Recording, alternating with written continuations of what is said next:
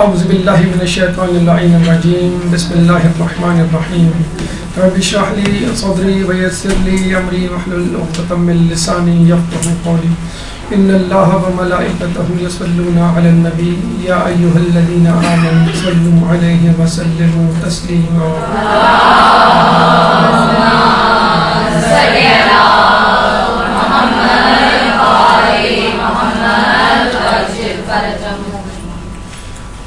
ہماری زیارت عراق جاری ہیں اور نجف اشرف کی روحانی سیر کرنے کے بعد اس سے استفادہ حاصل کرنے کے بعد اب ہمارا کارواں نجف کے بعد کربلا کی طرف رواں دوا ہے. اور عموماً جو لوگ عراق کی زیارات پہ جاتے ہیں عموماً ترتیب یہی ہوا کرتی ہے کہ نجف کے بعد کربلا. 5 دن نجف میں، 4 دن کربلا میں، یا 4 دن نجف میں 3 دن کربلا، اس طرح کا ریشو ہوا کرتا ہے. جب انسان نجف سے کربلا کی طرف جا رہا ہوتا ہے تو وہ یہ سوچتا ہے کہ نجف اور کربلا میں کیا فرق ہے.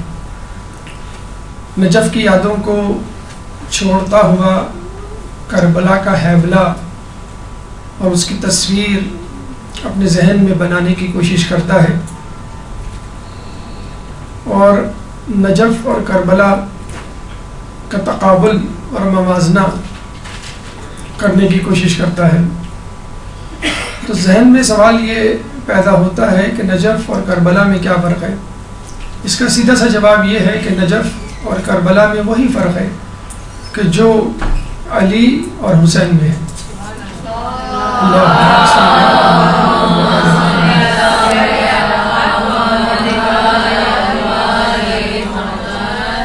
علی اور حسین میں کیا فرق ہے؟ اس فرق کو دیکھنے کے لیے ہمیں یہ دیکھنا ہوگا کہ خود علی اور رسول میں کیا فرق ہے.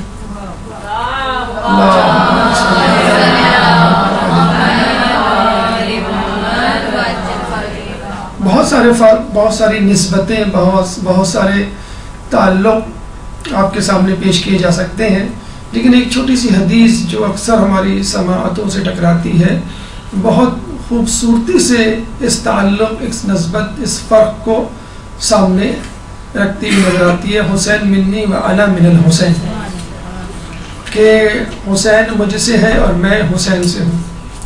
بس یہیں پہ اس بات کا فیصلہ ہو جاتا ہے کہ رسول اور حسین میں کیا نسبت ہے.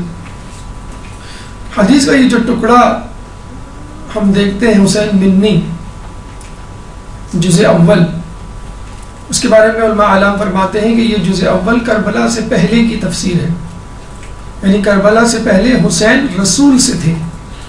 حسین کا تعارف، حسین کی شناخت رسول تھے، اور انا من الحسین یہ کربلا کے بعد کی بات ہے. یعنی رسول کے لیے حسین شناخت بن گئے.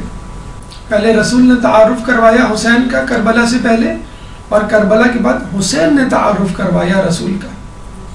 اور ہم یوں کہہ سکتے ہیں کہ رسول اسلام کو لانے والے اور حسین اسلام کو بچانے والے.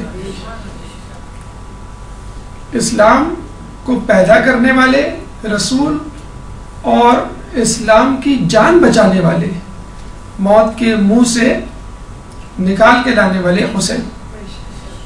اور یہی کچھ کرنے کے لیے کربلا کا رخ کیا تھا، اور اسی اسلام کو زندہ کرنے کے لیے اپنے گھر والوں اور اپنے جانثاروں کی قربانی دی تھی، اور ایسی قربانی کہ جس کو دنیا نے ابھی تک اپنے گلے سے لگا کے رکھا ہوا ہے.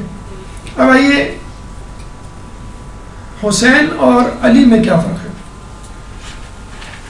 دیکھیے، مولا کی شخصیت کی منزلت کا اندازہ اس طرح لگا سکتے ہیں کہ کوئی برداشت کر ہی نہیں سکتا کہ رسول سے اوپر کوئی ہو، لیکن خود رسول نے فتح مکہ کے موقع پہ برداشت کر لیا کہ علی مجھ سے اوپر ہے. اپنے دوش مبارک پہ بٹھا کر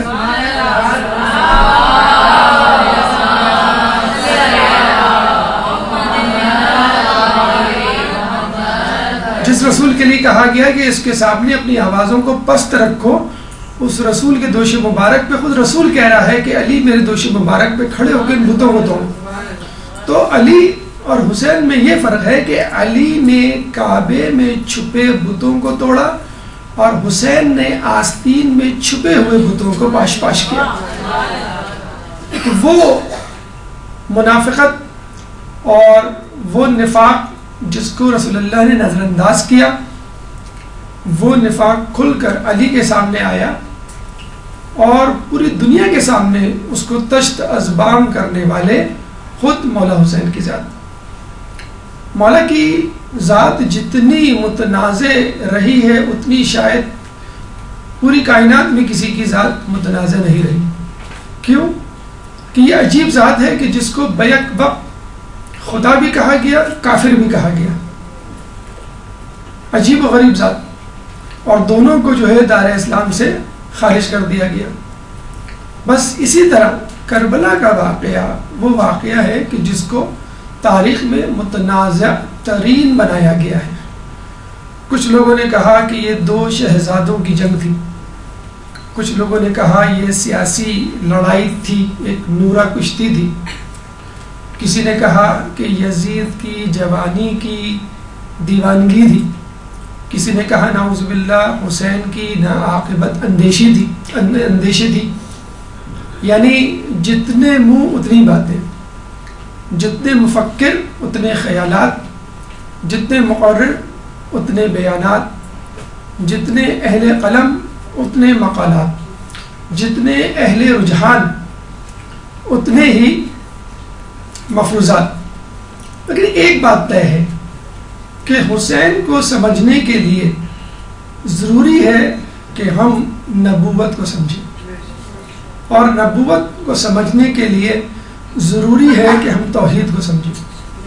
اگر یہ ترتیب اگر سمجھ میں آ جائے، یعنی امامت کو سمجھنے کے لیے نبوت کو سمجھنے کی ضرورت ہے اور نبوت کو سمجھنے کے لیے توحید کو سمجھنے کی ضرورت ہے، تو پھر حسین تو کیا، حسین کے دشمن بھی ہمیں سمجھ میں آ جائیں گے کہ حسین کہاں ہیں اور حسین کے دشمن کہاں ہیں۔ ہر ابتدا سے پہلے، ہر انتہا کے بعد ذات نبی بلند ہے، ذات خدا کے بعد۔ دنیا میں احترام کے قابل ہیں جتنے لوگ، میں سب کو مانتا ہوں مگر مصطفیٰ کے بعد۔ قتل حسین اصل میں مرگ یزید ہے، اسلام زندہ ہوتا ہے ہر کربلا کے بعد۔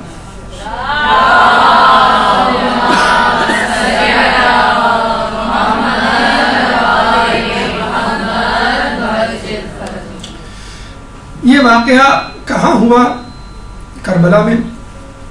کب ہوا؟ 1400 سال پہلے، کہ جب نہ ٹی وی چینلز تھے، نہ اسٹاف رپورٹرز تھے، نہ انٹرنیٹ تھا اور نہ ہی سیٹلائٹس، لیکن پتہ نہیں کس طرح کربلا کی روایات حرف بحرف سینہ بسینہ ہم تک پہنچ گئی۔ ایک طرف یزیدی لشکر 30,000 سے زائد کی تعداد میں، اور دوسری طرف حسین تنہا 72 جانثاروں کے ساتھ۔ ایک طرف تیر، نیزے، بھالے، گھوڑے، کھانے اور عیش و آرام، اور دوسری طرف حسین کے ساتھ 3 دن کی بھوک پیاس۔ لیکن اس کے باوجود حسین جیت گئے، اور ہر سال عزاداری کے موقع پر دنیا بھر میں حسین پر ہونے والا گریہ اس بات کی دلیل ہے کہ حسین جیت گئے۔ 40 کے موقعوں پر کروڑوں کا مجموعہ، کہ جس کو آپ خود بین الاقوامی میڈیا بھی نظر انداز نہیں کر سکتا، اس بات کی غمازی کرتا ہوا نظر آتا ہے کہ حسین جیت گئے۔ بہرحال یہ کربلا کا واقعہ رہتی دنیا تک ہمارے اوپر، آنے والی نسلوں پر ایک گہرے انمٹ نقوش چھوڑ گیا ہے، اور حسین نے اپنی جیت اس طرح ثابت کر دکھائی کہ حسین کے دشمنوں کے نام اب گالی بن چکے ہیں. جو خود ان کے طرفدار ہیں وہ ان کے نام رکھنا گوارا نہیں کرتے. جو ان کے حمایتی ہیں وہ ہاتھ اٹھا کر یہ نہیں کہہ سکتے کہ اللہ قیامت میں ہمیں حسین کے دشمنوں کے ساتھ محشور کر. وہ خود بھی نہیں کہہ سکتے. تو یہ بس حسین کی جیت ہے کہ بے سر و سامانی میں، بھوک افلاس میں اور غریب الوطنی میں اور نہایت چند گنے چنے افراد کے ساتھ ایک اتنا بڑا معرکہ کہ جس میں اسلام کی بقا جو ہے وہ داؤ پہ لگی ہوئی تھی، حسین نے یہ کارنامہ بخوبی انجام دیا. دیکھتے ہیں کہ یہ کربلا کہاں ہے، کس حال میں ہے، کن ادوار سے گزر کر ہم تک پہنچی. اس کربلا کو تیار کرنے میں کتنا وقت لگا اور اللہ تعالیٰ نے کن کن واقعات کے ذریعے حسین کو اشارے دیے کہ تمہیں ایک بہت بڑے معرکے کے لیے جانا ہے، اور کس طرح ولادت سے لے کے شہادت تک ہر موڑ پر حسین کے سامنے کربلا کا مقدمہ رکھا گیا. گویا حسین کو ٹریننگ دی جا رہی تھی، حسین کو تیاری کروائی جا رہی تھی کہ تم کربلا کے لیے پیدا ہوئے ہو اور کربلا کا معرکہ تمہارے لیے ہے. یہ کربلا شہر جو کہ ایک صوبہ ہے جس کا حصہ کربلا ہے، صوبے کا نام بھی کربلا اور شہر کا نام بھی کربلا. شہر کربلا دارالخلافہ ہے صوبہ کربلا کے، جو کہ شمال میں واقع ہے بغداد سے 100 کلومیٹر. یعنی اس کے جنوب میں نجف، شمال میں بغداد، مغرب میں صوبہ الانبار اور مشرق میں شام اور یمن. یہ وہ علاقہ ہے کہ جہاں درخت اور سنگریزے ناپید تھے. بس ایک بیاباں تھا جس کے ارد گرد دریا بہا کرتے تھے، جس میں ایک دریا فرات جس کا تذکرہ بہت زیادہ کیا جاتا ہے. کربلا کا نام کربلا کیوں پڑا؟ تاریخ اور محققین یہ کہتے ہوئے نظر آتے ہیں کہ کربلا کے 9 معنی ہیں، کربلا کے 9 معنی ہیں، اور کربلا سے ہٹ کے کربلا کے 8 متبادل الفاظ ہمیں کتابوں میں ملتے ہیں. یعنی 9 الفاظ اس جگہ کے لیے اور خود کربلا کے 9 معنی. تو آئیے سب سے پہلے ہم کربلا کے معنوں کو دیکھتے ہیں کہ کربلا کے کتنے معنی ہیں. اس کے بعد کربلا کے لیے جو متبادل الفاظ استعمال کیے گئے ہیں ان کو بھی دیکھتے ہوئے گزرتے ہیں. اس کے بعد ہم کربلا کے واقعے کی کڑی سے کڑی ملائیں گے اور دیکھیں گے کربلا کس طرح تیار ہوئی. ایک درود پڑھ دیں محمد والے محمد.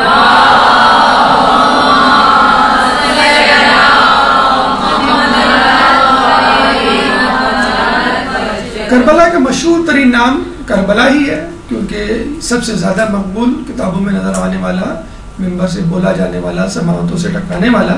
لیکن خود یہ کربلا کن الفاظ کا مجموعہ ہے، لفظ کیسے وجود میں آیا اور اس کے کیا معنی ہیں؟ تقریباً 8 یا 9 معنی ہمیں ملتے ہیں کربلا کے. کربلا کربلا سے نکلا ہے، یعنی الف کی بجائے ہے، اور اس کا مطلب ہوتا ہے سست پڑ جانا. اچھا، یہ ایک عجیب بات ہے، چاہے ہم کربلا کے معنوں کو ذہن میں رکھیں یا کربلا کے متبادل الفاظ اپنے سامنے رکھیں، ہر لفظ، ہر معنی کی کڑی کربلا کے واقعے کی طرف اشارہ کرتی ہوئی نظر آتی ہے. چاہے لوگوں نے اپنے طور پہ تاریخی حوالے سے اس کا نام یہ رکھا ہو، لیکن کسی نہ کسی طرح ہم دیکھتے ہیں کربلا کا لفظ، کربلا کے معنی، کربلا کے متبادل الفاظ کربلا کے واقعے کی طرف نشاندہی کرتے ہیں. کیسے؟ مثلا کربلا کے بارے میں کہا جاتا ہے یہ کربلا، یعنی ہے آگے ہم لگا دیں الف کی بجائے، تو یہ کربلا سے نکلا ہے. اس کا مطلب ہے سست پڑ جانا. اور محققین یہ کہتے ہیں کہ جب امام حسین یہاں آئے تو ان کے قدم سست پڑ گئے، ان کی سواریوں کے قدم سست پڑ گئے اور وہ تیزی ختم ہو گئی. گویا دریائے فرات نے حسین کے قدموں پر ایک زنجیر ڈال دی ہو کہ مجھے اجازت دیجئے کہ میں آپ کو سیراب کر سکوں، مجھے اجازت دیجئے کہ میں آپ کی کچھ خدمت کر سکوں۔ اور ہم دیکھتے ہیں کہ جب مولا نے بنو اسد کے قبیلے کے لوگوں کو بلایا اور ان سے دریافت کیا، انہوں نے مختلف نام لیے، کسی نے کہا کہ یہ نینوا ہے، کسی نے کہا یہ غادریہ ہے، کسی نے کہا یہ شبت الفراد ہے، اور جب بات کربلا پہ آ کے رکی، کسی کی زبان سے نکلا یہ کربلا ہے، تو حسین نے کہا یہ وہی جگہ ہے کہ جہاں ہمارے گلے کٹیں گے، جہاں ہمارے لاشیں پامال کیے جائیں گے، جہاں ہم قتل ہوں گے، اور جہاں ہمیں اسلام کے لیے قربانی دینی ہے، بس یہیں پہ خیموں کو گاڑ دو۔ تو لفظ کربلا سب سے زیادہ مشہور و معروف نام، اور یہ حسین کے قافلے کے رک جانے کا، سست پڑ جانے کا سبب بنا، اس لیے اس کو کربلا کہتے ہیں۔ کچھ لوگ کہتے ہیں کربلا لفظ کربل سے نکلا ہے، جس کا مطلب ہے چھاٹی کرنا۔ ویسے تو چھاٹی کرنے یا تمیز کرنے کے معنی اس لیے ہیں کہ یہاں پر سنگریزے نہیں ہوا کرتے تھے، یہاں پہ درخت نہیں ہوا کرتے تھے۔ آپ مٹی کو چھانے تو ہم دیکھیں گے کہ مٹی جو ہے نیچے چلی جاتی ہے اور سنگریزے موٹے پتھر اوپر رہ جاتے ہیں، تو موٹے پتھر کربلا سے پہلے رک جاتے ہیں اور صرف مٹی یا زمین نظر آتی ہے ہمیں کربلا میں، اس لیے اس جگہ کو کربل بھی کہا جاتا ہے۔ اور ہم یوں کہہ سکتے ہیں کہ کربل میں منافقوں کی اور مومنین کی چھاٹی ہو گئی، یعنی منافقین دور رہ گئے جنہوں نے بلایا تھا، جنہوں نے ساتھ دینے سے انکار کر دیا، اور جو مومنین تھے یا حقیقی جانثار تھے وہ حسین کے ساتھ آ گئے۔ تو کربلا ایک آزمائش تھی کہ جس نے کھرے اور کھوٹے کی پہچان کروا دی۔ کچھ جگہوں پہ کہا گیا ہے کہ کربلا کرب اور ایلا سے مرکب ہے۔ کرب کا مطلب ہوتا ہے حرم، اور ایلا کہتے ہیں خدا۔ بنی اسرائیل، اسرا یعنی بندہ، ایل یعنی خدا، اسرائیل خدا کا بندہ، یعقوب علیہ السلام کا ایک لقب، اسرائیل کا بندہ، اور پھر انہی کی نسل سے لوگوں کو بنی اسرائیل کہا جاتا ہے۔ تو کرب کا مطلب حرم، ایلا کا مطلب خدا، حرم خدا، یعنی جس طرح بیت اللہ حرم خدا ہے، مسجد نبوی حرم خدا ہے، کوفہ مسجد خدا ہے، تمام مقدسات مقامات مقدسہ جن کی نسبت اللہ سے ہے یا اللہ کے نیک بندوں سے ہے، وہ بالواسطہ یا بلا واسطہ حرم خدا ہی کہلائیں گے۔ اور یہاں اس کو حرم خدا کہنا اس لیے بھی ضروری ہے کہ حسین نے اس کربلا کے میدان میں دین اسلام کی حرمت کو بچایا، دین اسلام کی حرمت کو پامال ہونے سے بچایا۔ کچھ محققین کا یہ کہنا ہے کہ یہ کربلا کار اور بالا کا مرکب ہے، اور فارسی سے لیا گیا ہے۔ کار فارسی میں کام کو کہا جاتا ہے، اور بالا کا مطلب ہوتا ہے اوپر یا آسمانی۔ تو کار بالا یعنی آسمانی کام، ایسا مقدس کام جس کا حکم اللہ تعالیٰ نے دیا ہو، جو زمین والوں کی وجہ سے نہیں کیا گیا، بلکہ آسمانی احکامات اور آسمانی صحیفے میں موجود حقائق کو مد نظر رکھتے ہوئے کیا گیا ہے۔ چنانچہ الہامی شخصیات، الہامی کام اور الہامی معرکہ اس میدان میں رونما ہوا، اسی لیے اس کو کار بالا کہا جاتا ہے۔ کچھ کہتے ہیں کور بابل اس کا نام ہے، کور کہتے ہیں گاؤں کو، بابل یعنی بابل کا علاقہ۔ اور یہ آپ کو بتلایا بھی گیا تھا کہ کربلا یا بابل یا عراق دجلہ و فرات کے درمیان یا ارد گرد رہنے والی بستیاں پہلے زمانے کی بستیاں کہلاتی ہیں، اور یہ ابتدائی تہذیبیں یہی پھلی پھولی، یہی بڑی ہوئی۔ اسے کہتے ہیں کہ تہذیبوں کا گہوارہ۔ تو بابل جو ہے یا بیبلون جو ہے ارلیسٹ سویلائزیشن، تو بابل کے گاؤں یہاں ہوا کرتے تھے، اس لیے اس علاقے کو کور بابل کہا جاتا ہے۔ کورا بابل، کورا اینٹ بنانے کی جگہ کو کہا جاتا ہے، یہ سریانی زبان کا لفظ ہے، اور یہاں پر تعمیراتی کام کے لیے اینٹیں بنائی جاتی تھی، اور پھر ان اینٹوں کو بابل کے شہر میں منتقل کیا جاتا تھا، اور پھر وہاں پہ موجود عمارتوں کو بنایا جاتا تھا۔ جیسے کوئی شہر ہو اور اس کے لیے تعمیراتی کام کہیں اور سے لیا گیا ہو، تو ہم یہ کہہ سکتے ہیں کہ کربلا میں حسین کے ساتھیوں نے محنت کی، مشقت کی، اور یہاں کی محنت، مشقت، آزمائش اور قربانی جنت میں ان کے محل بنانے کے کام آئی، اور جس کی نشاندہی خود مولا نے جو ہے عصر عاشور سے پہلے یا عاشور کے دن سے پہلے کر دی تھی کہ یہاں تمہارا محل بنے گا، یہ تمہارے جنت میں جگہ ہے. تو کربلا کے میدان کی محنت لوگوں کو جنت کے محلات کی صورت میں ملی، اور اس کی خوشخبری حسین نے لوگوں کو شہادت سے پہلے دے دی تھی. کربلا کا ایک معنی جو ہے وہ نرم زمین بھی ہے. حالانکہ یہ زمین سخت تھی، لیکن جب حسین کے قدم پڑے تو یہ زمین نرم ہو گئی، اور اتنی نرم پڑی کہ جب کربلا کا نام لیا جاتا ہے تو آنکھوں میں نمی آ جاتی ہے. اور یہ حسین کی قربانی ہے کہ جس کی وجہ سے جو شخص بھی کربلا کا واقعہ یا سانحہ یا حادثہ سنتا ہے اس کا دل نرم پڑے ہوئے بغیر نہیں رہتا. کربلا مرکب ہے قرب اور الہ کا، یعنی قرب الہی، الہ کا مطلب الہی.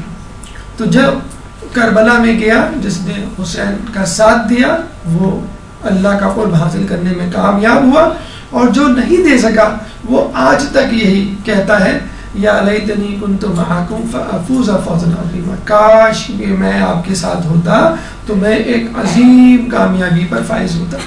تو یہ کربلا کی عظمت ہے کہ جو وہاں موجود تھا وہ تو کامیاب ہوا، لیکن جو آج بھی اپنے آپ کو نسبت دیتا ہے کربلا کی اور کربلا میں شہید ہو جانے والوں کی، وہ بھی کامیاب ہے.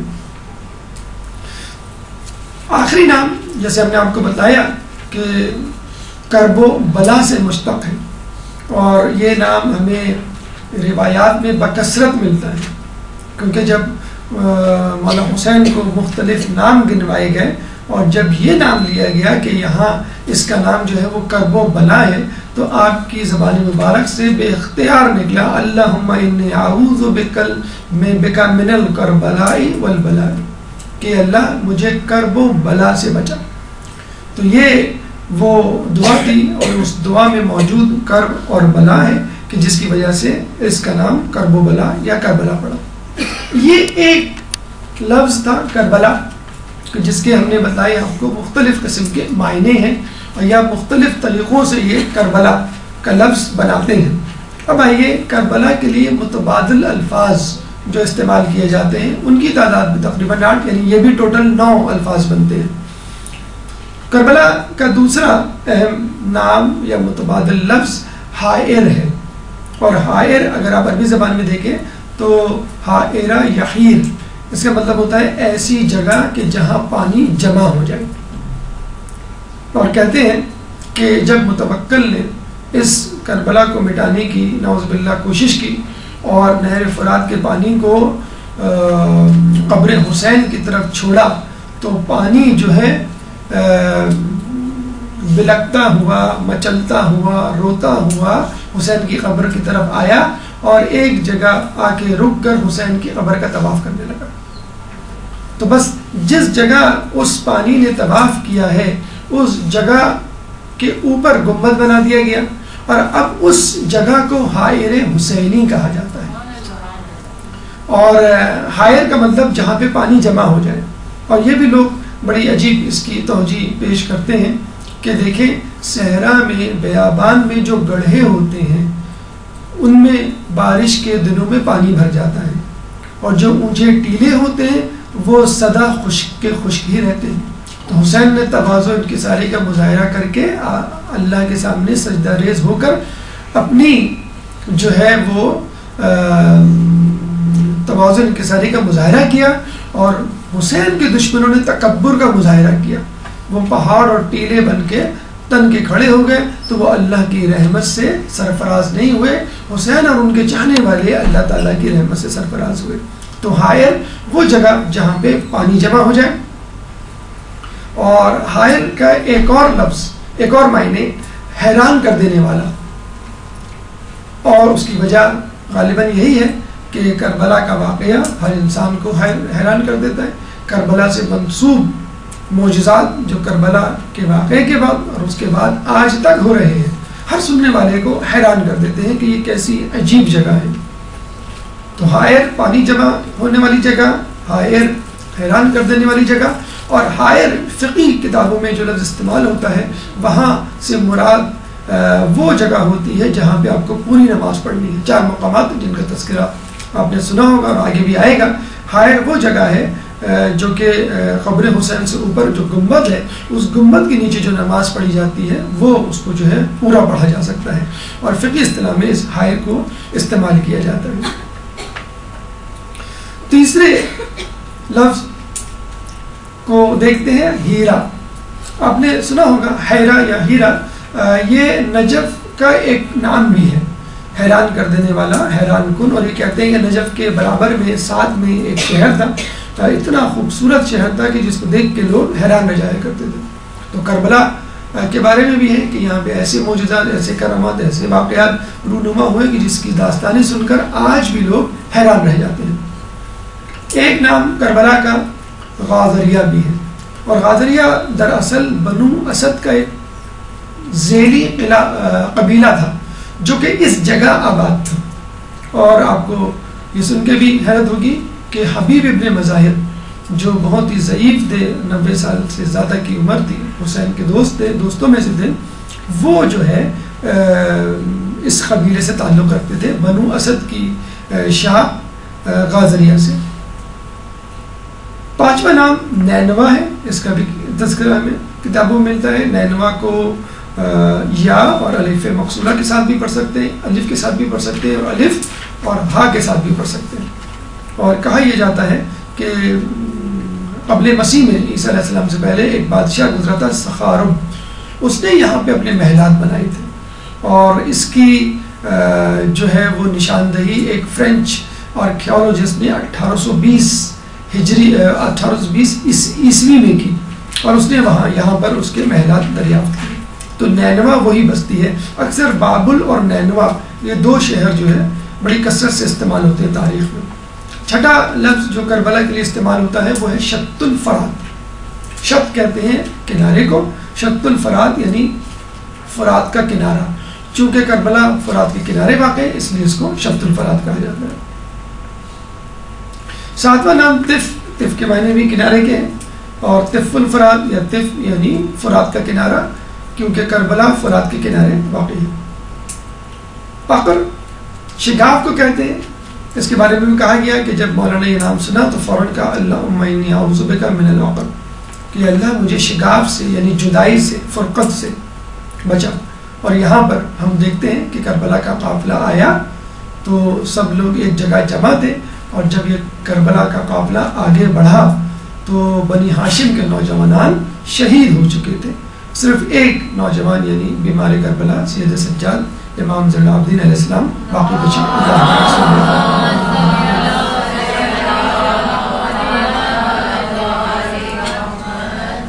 نواں نام اتفاق سے اس میں نو آتا ہے یا نوا آتا ہے، نواویس، اور نواویس اس کو اس لیے کہتے ہیں کہ یہاں پر ایک مسیحی قبرستان تھا کربلا کے برابر میں، اور اب وہ قبرستان براز علی نامی گاؤں کی طرف ہے، اس لیے سریانی زبان کا یہ لفظ ہے، اس لیے اس کو نواویس بھی کہا جاتا ہے۔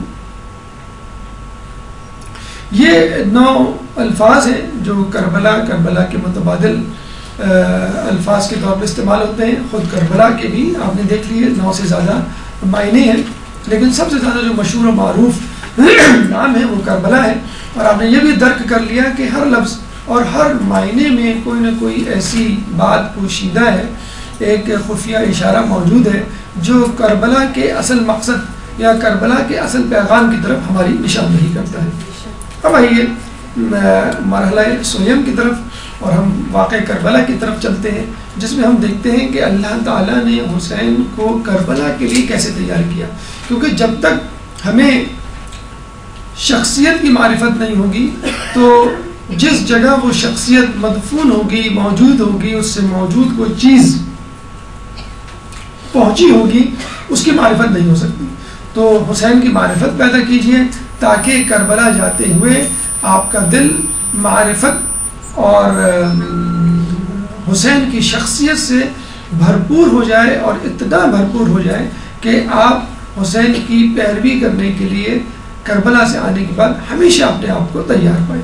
ایک درود پڑھ دیں محمد علیہ وسلم۔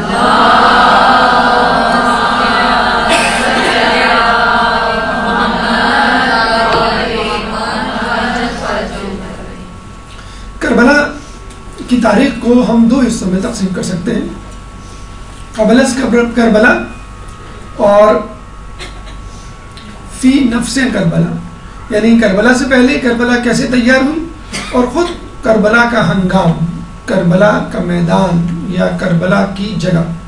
قبل از کربلا حسین کو کربلا کے لیے کیسے تیار کیا گیا؟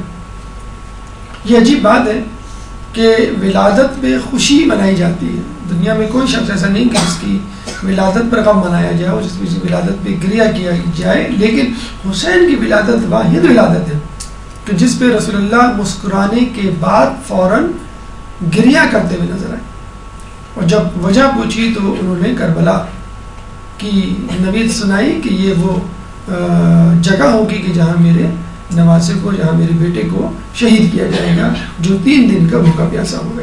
تو جس کی ولادت پر گریہ کرنا جائز ہو خود رسول کا، تو اس کی شہادت پر گریہ کرنا کیوں نہیں جائز ہوگا غیر معصوم کا؟ کہتے ہیں کہ شکم مادر میں امام حسین 6 مہینے رہے، اور اس طرح کی 2 اور شخصیت کا ہمیں تذکرہ ملتا ہے کہ جو ماں کے پیٹ میں 6 مہینے رہے، جس میں ایک عیسیٰ علیہ السلام اور ایک یحییٰ علیہ السلام کی شخصیت ملتی ہے۔ اور سورہ احقاف آیت نمبر 15 میں اللہ فرماتا ہے وَوَصَّيْنَا الْإِنسَانَ بِوَالِدَيْهِ إِحْسَانًا، اور ہم نے انسان کو اپنے والدین کے ساتھ احسان کرنے کی وصیت کی۔ حملت وہ امہ کرہا، اور اس کی ماں نے نہایت دقت سے، زحمت سے اس کو اپنے پیٹ میں رکھا۔ وَوَضَعَتْهُ كُرْهًا وَحَمْلُهُ وَفِصَالُهُ 30 شهرًا، اور اس نے پھر دقت سے، محنت سے اور تکلیف سے اس کو جنا۔ وَحَمْلُهُ وَفِصَالُهُ 30 شهرًا، اور حمل کا اور رضاعت کا دورانیہ 30 مہینے ٹھہرا۔ 30 یعنی 30 مہینے۔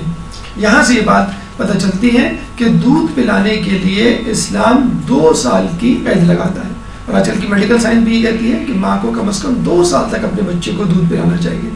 2 سال کا مطلب ہوتا ہے 24 مہینے۔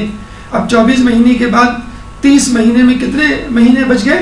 6 مہینے۔ تو وہ حمل کا پیریڈ ہے، یعنی حمل کا پیریڈ یا دورانیہ ہوتا تو 9 مہینے ہے، لیکن اس آیت سے ہمیں اندازہ ہوتا ہے، پتہ چلتا ہے کہ حمل کا منیمم پیریڈ 6 مہینے ہو سکتا ہے۔ یعنی بچہ 9 مہینے سے پہلے اگر پیدا ہو تو 6 مہینے تک کی وہ مدت ہے کہ جس کے بعد پیدا ہونے پر بچہ جو ہے وہ صحیح سالم ہو سکتا ہے اور زندہ رہ سکتا ہے۔ اس سے پہلے بچے کا سروائیول ذرا مشکل ہوتا ہے۔ اچھا، جب ہم تاریخ میں دیکھتے ہیں تو 2 بچے، یعنی 2 نبی، 2 معصوم ایسے ہیں جو 6 مہینے بعد پیدا ہوئے، عیسیٰ علیہ السلام اور یحییٰ علیہ السلام۔ لیکن پھر بھی یہ آیت ان دونوں پر پوری منطبق نہیں ہوتی۔ کیوں؟ عیسیٰ علیہ السلام کے والد نہیں تھے، جبکہ یہاں پہ کہا جا رہا ہے وَوَصَّيْنَا الْإِنسَانَ بِوَالِدَيْهِ، ہم تمہیں اپنے والدین کے ساتھ احسان کی وصیت کرتے ہیں۔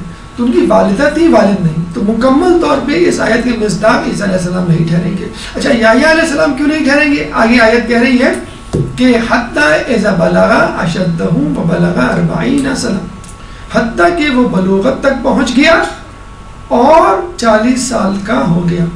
اگر اللہ یہ بھی کہہ کے چھوڑ دیتا وہ بلوغت تک پہنچ گیا تو کافی تھا، لیکن پھر وہ کہہ رہے ہیں کہ 40 سال تک پہنچ گیا۔ یحییٰ علیہ السلام جو ہے وہ 40 سال تک نہیں پہنچے گا۔ تو عیسیٰ علیہ السلام میں پہلی شرط موجود نہیں، یعنی ان کے والد نہیں تھے جو آیت کے شروع میں ہے، اور یحییٰ علیہ السلام میں دوسری شرط نہیں، یعنی وہ 40 سال تک نہیں پہنچے، جبکہ یہ دونوں شرطیں امام حسین کی زندگی میں بھی نظر آتی ہیں۔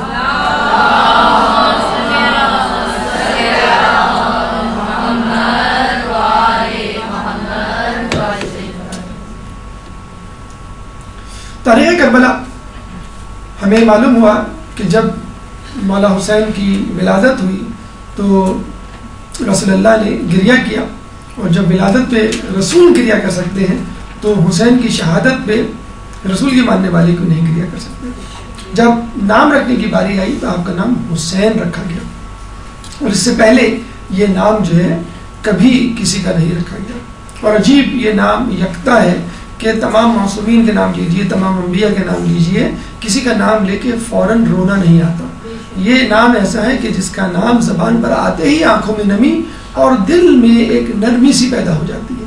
حتیٰ کہ جن لوگوں کو آپ کی معرفت بھی نہیں تھی، جن لوگوں نے آپ کا نام کبھی بھی نہیں سنا، مثلاً انبیاء کے بعد حسین کو پیدا ہونا تھا، یحییٰ علیہ السلام ہمیں ملتے ہیں، نوح علیہ السلام ہمیں ملتے ہیں، آدم علیہ السلام ہمیں ملتے ہیں، کہ جب ابھی اس کا تذکرہ انشاءاللہ ہم اگلی نشست میں کریں گے، جب ان انبیاء کے سامنے حسین کا نام لیا گیا تو بے اختیار ان کی آنکھوں سے آنسو چھلک پڑے، اور بے اختیار ان لوگوں نے پوچھا کہ یہ حسین کون ہے.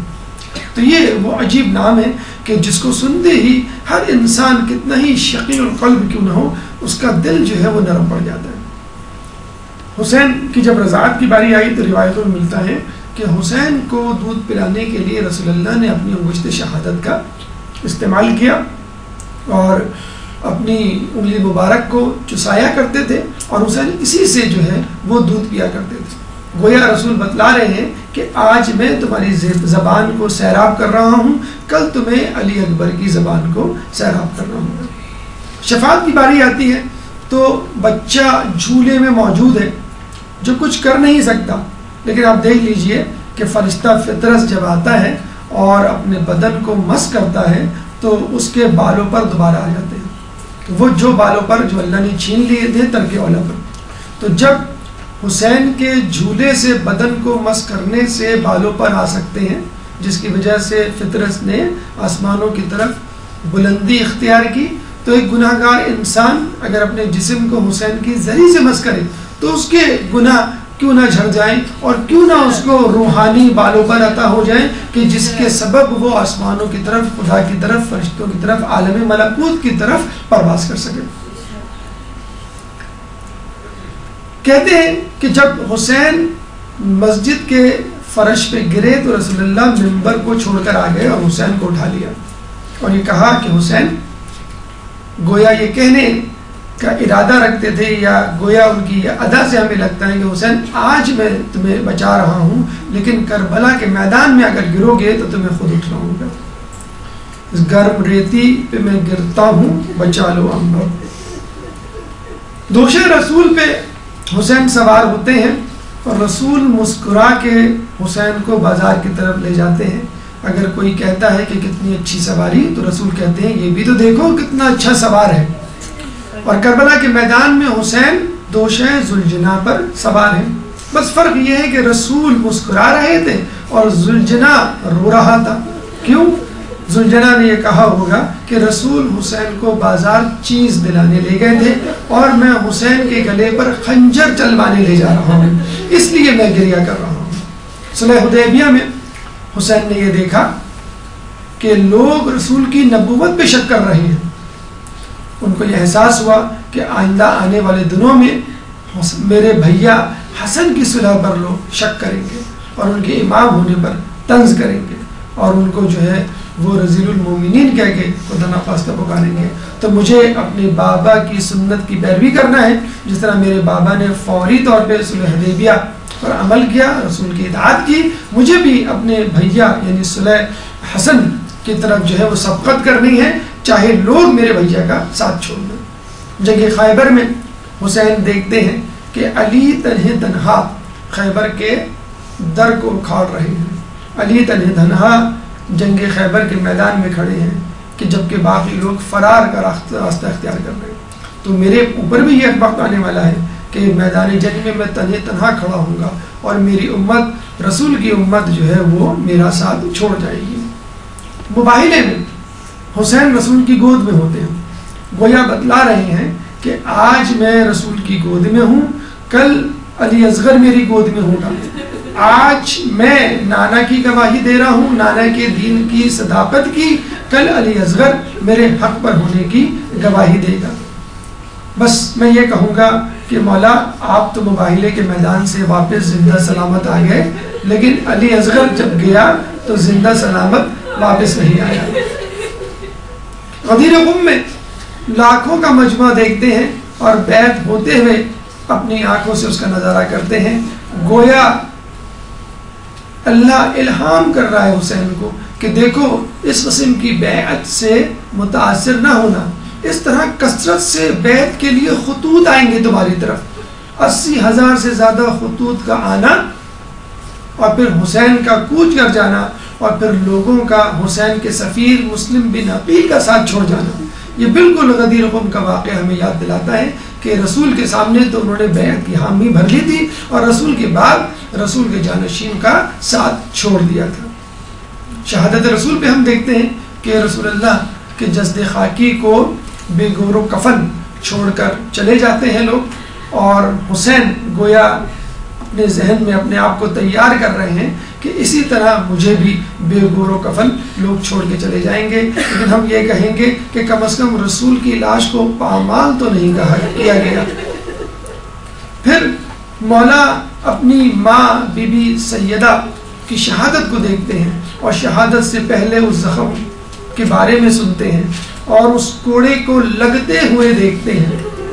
گویا حسین کو تیار کیا جا رہا ہے کہ دیکھو آج تم اپنی ماں کے اوپر کوڑے پڑتے ہوئے دیکھ رہے ہو، کل تمہیں اپنی بہن بی بی زینب کے جسم پر کوڑے پڑتے ہوئے دیکھنا ہوگا۔ لیکن میں کہوں گا مولا آپ کی بی بی سیدہ، آپ کی ماں کم از کم گھر کے اندر تو تھی جب ان کو کوڑے پڑ رہے تھے، زینب تو کوفے کے بازار اور شام کے محلات میں ہوتی۔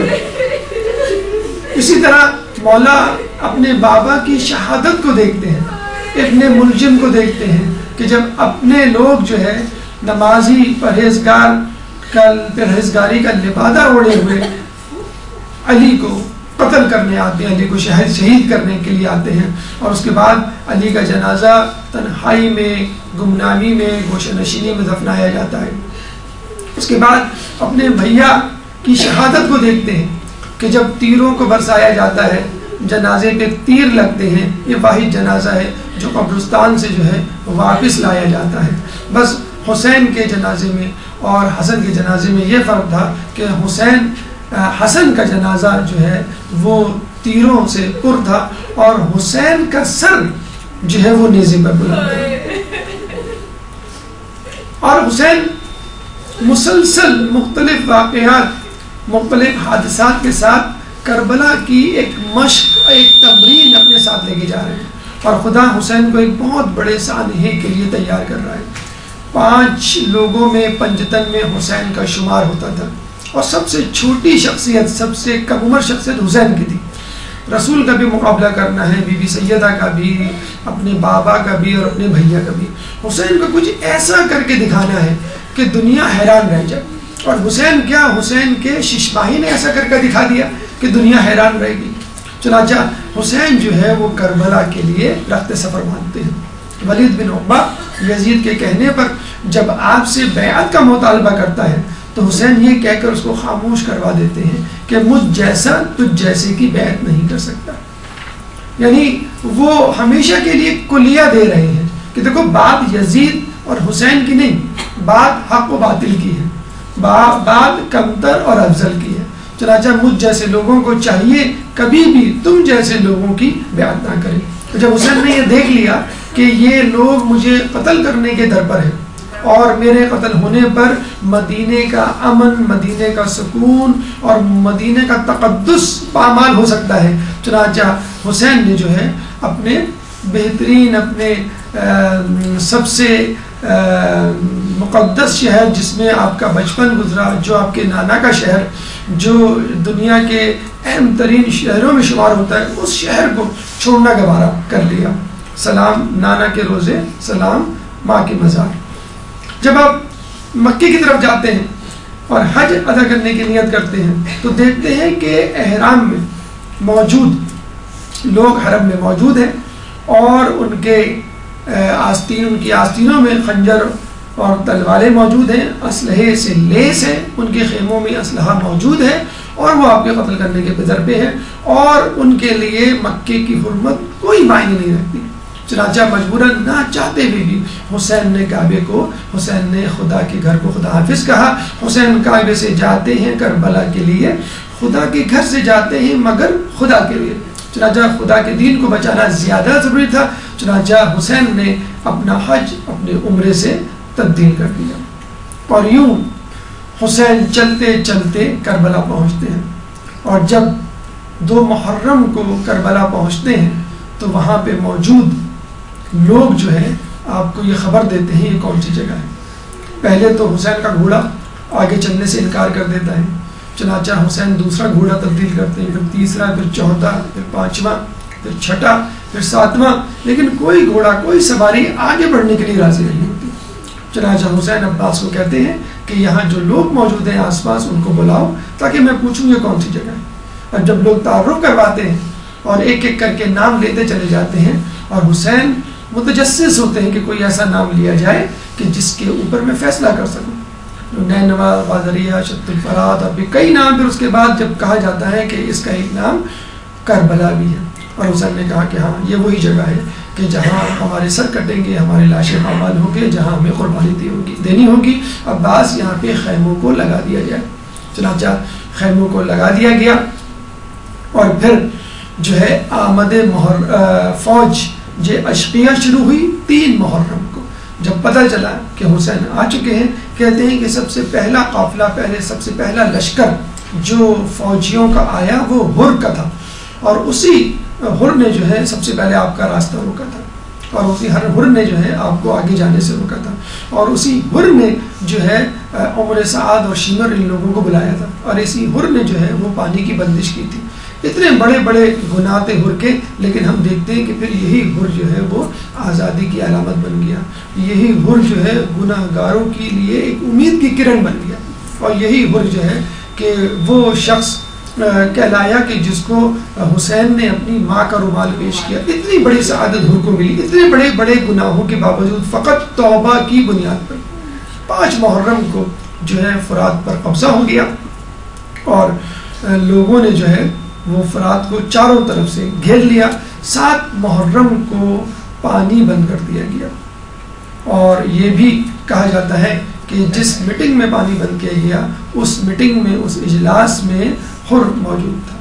चनाचा ये तकलीफ दे फैसला करना पड़ा और ये ज़रूरी था ताकि लोगों को एक खौफ पैदा हो जाए कि हम भूखे प्यासे रहेंगे तो हम हलाक हो जाएंगे, तो शायद नाउज़ुबिल्लाह हुसैन के साथी बगावत कर दें और हुसैन जो है हमारे सामने घुटने टेकने पर मजबूर हो जाए। फिर 9 मुहर्रम को हम देखते हैं कि फ़ौज अशकिया जो है वो हुसैन की फ़ौज को, हुसैन के लोगों को, नहित्ते जानिसारों को चारों तरफ से घेर लेती है।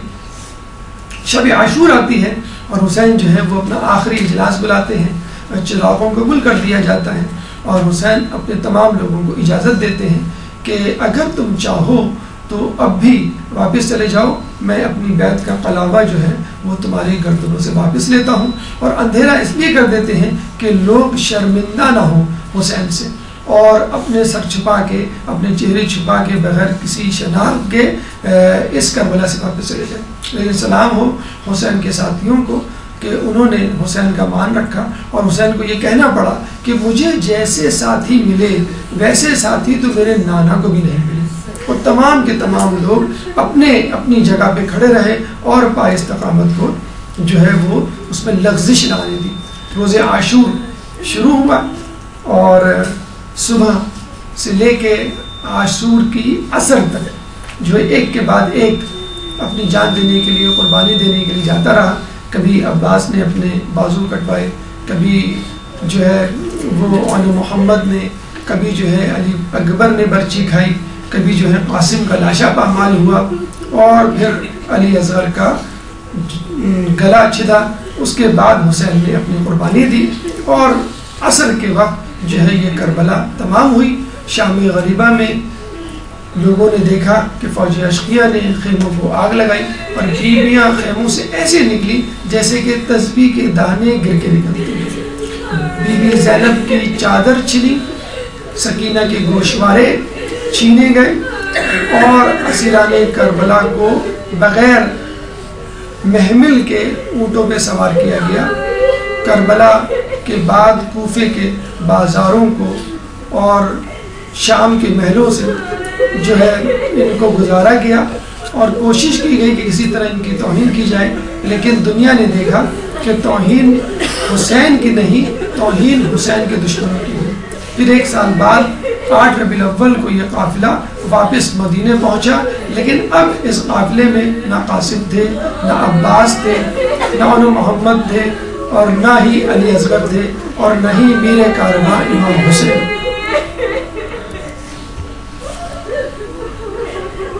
کربلا ہوئی تمام سیعلمون الذین ظلموا ایہم منقلبون ینقلبون. بار الہ ہماری حقیقی سی عبادت کو اپنی بارگاہ میں قبول فرما. بار الہ کربلا کے شہیدوں پر اپنی رحمت نازل فرما. بار الہ حسین ان کے ساتھیوں کو جنت کے اعلیٰ مقامات عطا فرما. اے اللہ ہر دور میں یزیدیت کے خلاف کھڑے ہونے کی توفیق عطا فرما. اے اللہ کربلا کے پیغام رہتی دنیا تک دنیا کے کونے کونے پر پھیلانے کی توفیق عطا فرما. اے اللہ ہمیں حسین کے نقش قدم پر چلنے کی توفیق عطا فرما. اے اللہ ہماری خواتین کو بی بی زینب کی طرح اپنے چادر کی حفاظت کرنے کی توفیق عطا فرما. اے اللہ سید سجاد کی طرح ہمیں باطل کے سامنے کلمہ حق بلند کرنے کی توفیق عطا فرما. امام کے ظہور میں تعجیل فرما اور ہمیں ان کے انصار و اعوان میں شامل فرما. وآخر دعوانا الحمدللہ رب العالمین. جی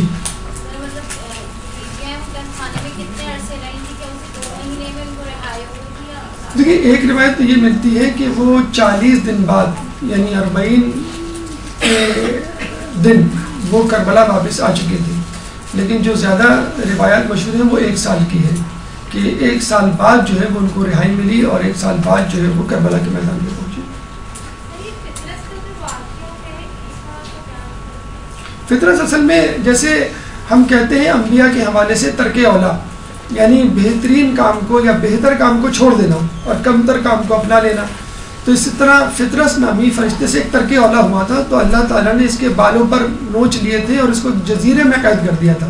تو جب امام حسین کی پیدائش ہوئی تھی تو بہت سے لوگوں کو مغفرت کا اور سزا میں تخفیف کا پروانہ ملا تھا. جس طرح ہم دیکھتے ہیں ممالک میں عید کے موقع پر بہت سارے حکمران پریزیڈنٹ جو ہے وہ قیدیوں کی سزا میں تخفیف کر دیتے. تو اللہ تعالیٰ نے بہت سارے لوگوں کی سزا میں تخفیف کی تھی فرشتوں کی اور دیگر افراد کی. تو فطرت کو کسی نے کہا تھا کہ آج خدا بہت خوش ہے کہ 3 شعبان ہے اور اس کا جو ہے حسین مظلوم حسین پیدا ہوا ہے. اگر تم چاہو تو اپنے بالوں پر واپس لا سکتے ہو حسین کی شفاعت حسین کے وسیلے سے. چنانچہ وہ آیا اور اس نے جو ہے وہ اپنے بدن کو حسین کے گہوارے سے مس کیا اور اللہ سے حسین کے وسیلے سے دعا کی تو اللہ تعالیٰ نے اس کو بالوں پر واپس عطا کر دیے. یعنی حسین جھولے میں جو ہے وہ شفاعت کا وسیلہ بنے. اچھا ٹھیک ہے. امام حسین موسیٰ قاضی میں ایک درود پڑھ دیں محمد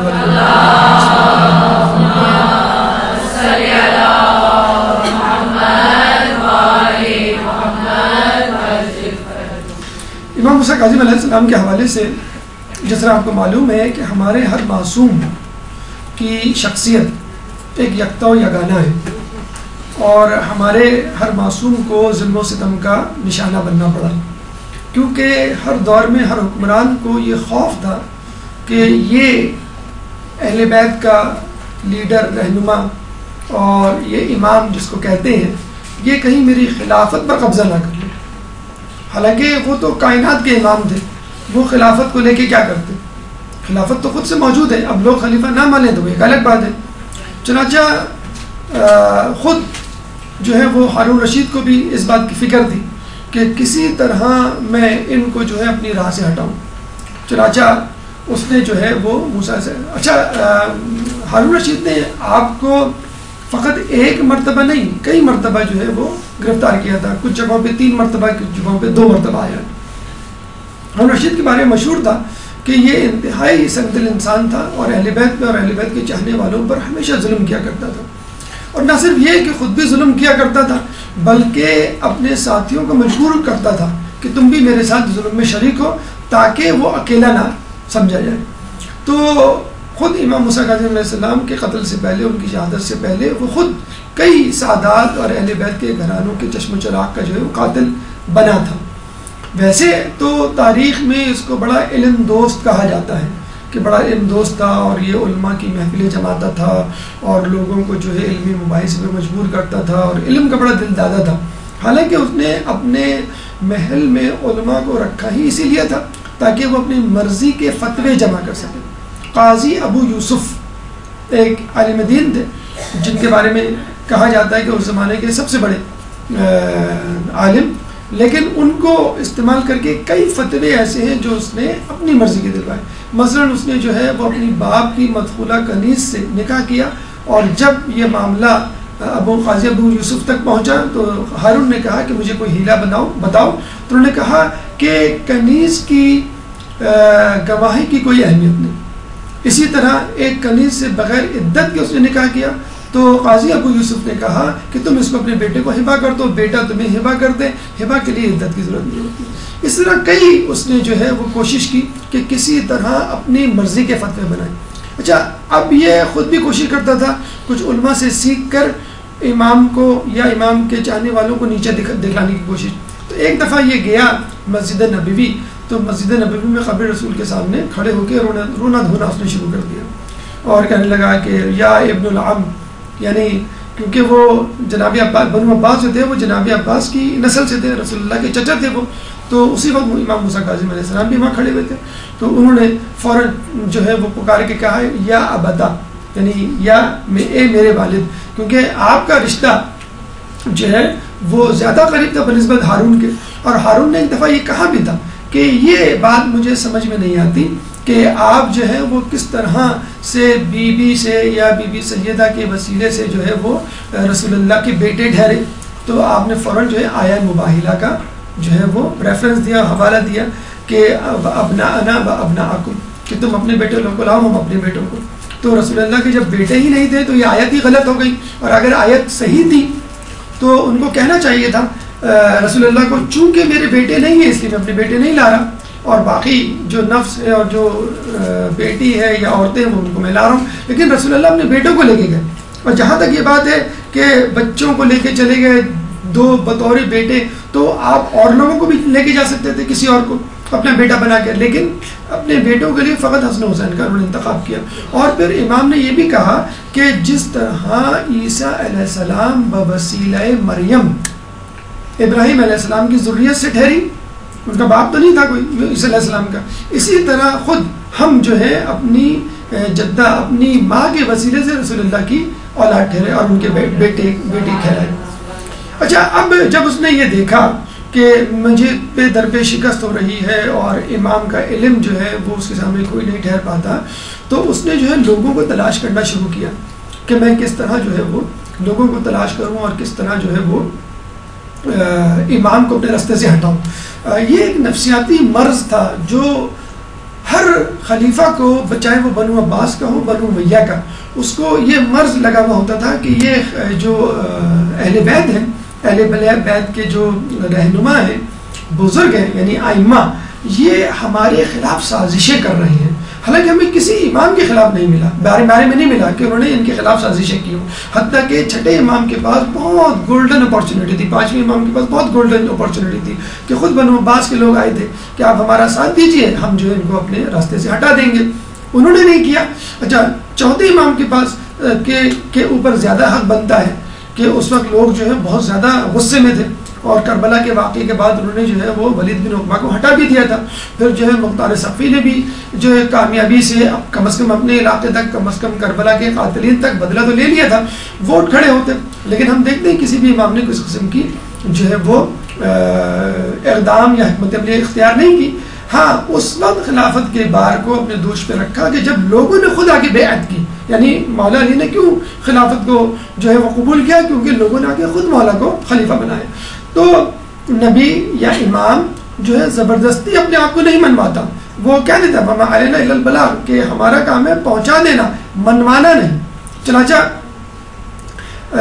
جب اس نے یہ دیکھا کہ یہ جو ہے وہ میرے لیے خطرہ بن سکتے ہیں، حالانکہ خطرہ نہیں بن سکتے تھے، بس ایک نفسیاتی طور پہ ایک پریشانی ان کو رہا کرتی تھی، تو اس نے کہا کہ مجھے جو ہے کسی ایسے شخص کی خبر دو کہ جو اہل بیت کے خاندان سے ہو اور مجھے اندر کی خبریں دے اور دنیا پرست بھی ہو، لالچ بھی ہو. تو محمد بن اسماعیل امام جعفر صادق علیہ السلام کے بڑے بیٹے اسماعیل بڑے متقی پرہیزگار تھے، اور اس کا تذکرہ ہم نے نجف کی زیارت میں بھی کیا ہے کہ جب اپنے بڑے بیٹے کے ساتھ آئے تھے نجف اشرف کی زیارت پر، تو انہوں نے زیارت پڑھی تھی امیر المومنین کی، پھر اپنے بڑے بیٹے اسماعیل سے کہا تھا کہ اب تم امام حسین کی زیارت پڑھو، تو انہوں نے کہا کہ ان کا روضہ یہاں نہیں ہے، وہ تو کربلا میں ہے، میں کہا ان کا سر اقدس جو ہے وہ یہاں دفن ہے۔ تو ایک روایت کے مطابق راس الحسین جو جگہ ہے نجف اشرف میں وہ جگہ ہے جہاں پہ امام حسین کا سر دفن ہے۔ تو جناب اسماعیل کو لوگ خلیفہ ماننے لگے، امام ماننے لگے، یعنی ان کے بارے میں چیما گوئیاں ہونے لگیں کہ امام صادق علیہ السلام کے بعد جو ہے یہ 7ویں امام ہوں گے کون؟ جناب اسماعیل۔ حالانکہ امام نے کبھی اس کا تذکرہ نہیں کیا، نہ کبھی دعویٰ کیا، نہ کبھی جو ہے لوگوں کے سامنے ان کو بطور امام متعارف کروایا، بلکہ جو ایک اہم ترین واقعہ جو رونما ہوا جس نے تمام حجت تمام کر دی وہ یہ کہ اسماعیل علیہ السلام کا انتقال جو ہے وہ امام جعفر علیہ السلام کی زندگی میں ہو گیا، اور باقاعدہ ان کے جنازے پہ کھڑے کرنے نے کہا کہ اللہ تعالیٰ نے امامت کے معاملے میں جس طرح یہ حجت آشکار کی ہے، ثابت کی ہے، اس طرح کسی اور امام کے بارے میں نہیں کی، یعنی جس کو تم امام سمجھنے جا رہے تھے یا بنانے جا رہے تھے اللہ تعالیٰ نے اس کو میری زندگی میں اٹھا لیا اور بالکل شک و شبہ اٹھ گیا ہے۔ لیکن آپ کو معلوم ہے کہ ہر کوئی جو ہے وہ معصوم نہیں ہوتا، یا ہر کوئی جو ہے وہ تقویٰ پرہیزگاری اپنے باپ کے برابر نہیں رکھتا۔ تو جناب اسماعیل کے جو بیٹے تھے محمد بن اسماعیل، ان کے اندر ایک لالچ آ گیا، اور انہوں نے جو ہے وہ ہارون رشید سے ساز باز کر لیا۔ ہارون رشید نے جب یہ کہا کہ اہل بیت میں کسی فرد کو مجھ سے ملاؤ تاکہ میں جو ہوں اس کو اپنی طرف کر سکوں اور امام موسیٰ کاظم کے حال احوال پوچھوا سکوں اور ان کے لیے کوئی جواز پیدا کر سکوں ان کے قتل کا، ان کے قید کا۔ چنانچہ محمد بن اسماعیل تک جب بات پہنچی، کسی نے کہا کہ بھئی محمد بن اسماعیل تمہیں جو ہارون رشید نے یاد کیا، تو محمد بن اسماعیل ان سے ملنے کے لیے تیار ہو گئے۔ اب محمد بن اسماعیل جو ہے امام موسیٰ کاظم علیہ السلام کے پاس آئے تو امام موسیٰ کاظم علیہ السلام نے ان کو 400 درہم دیے، پھر کہا کہ ایک اور تھیلی لاؤ، پھر دینے کے بعد کہا ایک اور تھیلی لاؤ، یعنی 3 تھیلیاں دی، اس کے بعد دینار الگ سے دیے۔ اور جب وہ دے چکے، اچھا لوگ بزستور دیکھ بھی رہے ہیں اور کہہ بھی رہے ہیں کہ امام آپ کو معلوم ہے کہ یہ آپ کا دوست نہیں دشمن ہے، آپ پھر بھی نواز رہے۔